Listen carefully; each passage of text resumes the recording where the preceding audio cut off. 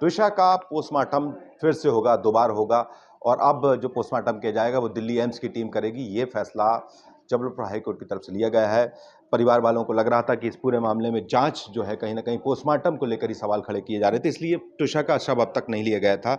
उनके चाचा हैं त्विषा के हमारे साथ, उनके भाई भी हमारे साथ हैं। सर ये बताइए कि आप लोग इसीलिए अब तक रुके थे कि एक तो पोस्टमार्टम को लेकर, जैसे भोपाल हाई कोर्ट से इसको भोपाल जबलपुर के बाद अब हाई कोर्ट ने ये फैसला लिया। देखिए, पहले तो हम माननीय हाई कोर्ट का आभार बिल्कुल तहे दिल से प्रकट करना चाहते हैं उनको कि उन्होंने ये सेकंड पोस्टमार्टम के लिए जो हमारी पहले दिन से डिमांड थी उसको मंजूर किया है। दूसरी जो हमारी डिमांड है उसको आने वाले टाइम में 25 तारीख को जबलपुर हाई कोर्ट के अंदर ही है बेल एप्लीकेशन उनकी होने वाली है गरीबाला सिंह की, उसका भी हम विरोध करने के लिए वहाँ मौजूद रहेंगे। तो उससे पहले जो आपने पहला सवाल पूछा, मैं हाई कोर्ट का इस समय सबसे पहले आभार व्यक्त करना चाहता हूँ कि माननीय हाई कोर्ट ने एक सामान्य नागरिक को न्याय दिलाने के लिए पहला कदम हमारे हक में उन्होंने फैसला दिया है। जब भोपाल कोर्ट की तरफ से इसे खारिज कर दिया गया था तब तो आपको लगा होगा कि अब आगे क्या होगा, क्योंकि आपको उम्मीद थी, क्योंकि अब एक और पहलू आप सामने आया कि सीबीआई जांच को लेकर भी सरकार ने एक पत्र लिखा है, सिफारिश दी है। उसके लिए हम सरकार के भी आभारी हैं, यहाँ के माननीय मुख्यमंत्री जी के भी आभारी हैं कि उन्होंने नींद से जागते हुए अपनी थोड़ी सी त्वरित कार्रवाई को जरा दिखाना शुरू भी किया है, क्योंकि न्याय जितना देर होगा वो न्याय नहीं माना जाता। अब हम चूँकि सरकार अब अपने सिस्टम अभी हमें लगता है कि सही तरीके से काम करना शुरू कर दिया है, तो पुलिस भी इसका संज्ञान लेगी और तुरंत जो अपराधी इस समय पे बिल्कुल खुले घूम रहे हैं, वो घर भी जो अभी तक सीज़ नहीं किया गया है, वो भी तुरंत प्रभाव से उसको सीज़ किया जाएगा और वहाँ पर रहने वाले जितने भी लोग हैं, जो क्योंकि सारे के सारे संदिग्ध हैं उस घर के अंदर पाए जाने वाले सारे प्राणी, उनके नौकर, उनका भाई, जो भी है, उनके रिलेटिव जो उनके पास में रहने वाले हैं, उन सबको भी जो संदिग्ध हैं उन सबको गिरफ्तार किया जाए इमीडिएट इफेक्ट से, ताकि वो और किसी सबूत से छेड़छाड़ ना कर सकें। कि पुलिस भी यही कह रही है कि दिक्कत ये है कि जो गिरिबाला हैं वो सपोर्ट नहीं कर रही, 3 नोटिस जारी हो चुके हैं। समर्थ की गिरफ्तारी नहीं हुई अब तक, अब सुनने में आ रहा है कि समर्थ सरेंडर करेगा भोपाल कोर्ट में।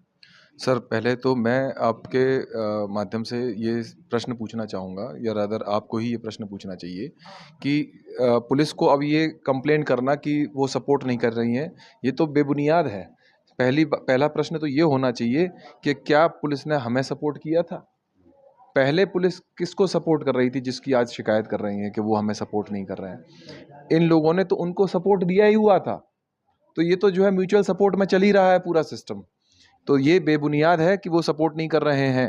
ये दरअसल दोनों पार्टीज एक दूसरे को सपोर्ट करते जा रहे थे। यही कारण है कि आज इतनी बुरी अवस्था से जो हम लोग गुजरे हैं, तुषा भी का जो भी शरीर अब बचा हुआ है वो, और हम उसका परिवार जो इतनी बुरी अवस्था से पिछले 10 दिनों से गुजरे हैं, उस सब के पीछे कौन जिम्मेदार है? प्राइमरीली पुलिस की ही जो लीपापोती थी, पुलिस के ही जो दिशा निर्देश जो बड़े लोगों के अंतर्गत वो जो काम कर रहे थे, वही कारण है कि ये चीज़ें जो है सबके सामने खुलकर आ पाई हैं। माना कि हमें बहुत संघर्ष करना पड़ा, लेकिन अभी बहुत सारी चीज़ों का पर्दाफाश होगा। आपको क्या लगता है कि आगे की अब किस दिशा में, जिस तरह से अब शुरुआत हो गई है कि ठीक है सीबीआई जांच की जैसे मांग की गई है थी आपकी और तमाम चीज़ों को लेकर, आपको लगता है कि अब त्विषा को जो लगातार न्याय मिल पाएगा, किस तरीके से आगे? सर, सीबीआई को जो आम जनता जैसा समझती है, मैं भी जो समझता हूँ, मुझे लगता है कि ये हमारी एपेक्स जांच एजेंसी है। और जितना आप लोगों ने इसमें मीडिया के थ्रू जो अवेयरनेस क्रिएट करी है, उससे भी बहुत सारी चीज़ें, इसकी जो सेंसिटिवनेस है, इस चीज़ को सीबीआई समझेगी। अनुरोध सिर्फ इतना है कि जो भी कार्रवाई वो उन्होंने जो करनी है उसको वो अब तुरंत प्रभाव से चालू कर दें। और जिस तरीके से अभी भी बेशर्म होके स्टेटमेंट्स नहीं दिए गए और मध्य प्रदेश पुलिस इनाम के मार्फत जो है अरेस्ट करना सोच रही है, तो अगर ऐसा ही है तो फिर जो है हमें पुलिस की ज़रूरत ही नहीं है। बस इनाम घोषित करिए और पुलिस और आदमी अपने आप को कोई ना कोई उसको लेकर आ जाएगा आपके सामने। तो ये सब चीज़ों की भी जांच बनती है। सीबीआई जब आए तो ये सब जो है पर्दा खुलेगा, सब सामने आएगा कि किस किस ने किस किस पल पर किस किस चीज़ के लिए मदद यहाँ पर की है। अपराधी का जिसने भी साथ दिया वो भी अपराधी है। बड़े बड़े लोग जिनको जो है उन्होंने रीच आउट किया है 13 तारीख को, ये तो चलिए सामने आ चुके हैं, 14 को भी तो किया होगा, 15 को भी तो किया होगा। जिस तरीके से बेल उनकी मान ली गई, जिसको अब माना जा रहा है कि ये गलत फैसला था, जिस तरीके से वहाँ पूरा दिन कोर्ट बदलती रही, आप जाके न्यायालय से उन सवालों को करिए। सब लोग गलत नहीं होते हैं, सब लोग करप्ट नहीं होते हैं, पर जो कुछ करप्ट लोग होते हैं ना, वो बाकी सबको भी जो है अपने साथ आहुति में झोंक देते हैं। बिल्कुल। तुषा के परिवार वाले, उनके चाचा, उनके भाई, उनका कहना है कि पोस्टमार्टम की जो मांग की जा रही थी दोबारा होना चाहिए, वो अब हाईकोर्ट की तरफ से उसको मंजूर कर लिया गया है। तो दूसरी तरफ सीबीआई जांच को लेकर जैसे सिफारिश की गई मध्य प्रदेश के मुख्यमंत्री की तरफ से, सरकार की तरफ से, उसको लेकर भी उन्होंने कहा है कि अब इस जांच में उनको न्याय मिलेगा, तुषा को न्याय मिलेगा, इस तरह की उम्मीद अभी तुषा के परिवार वालों को है। कैमरा पर्सन कमलेश व्यास के साथ विपिन श्रीवास्तव, न्यूज़ 24 भोपाल।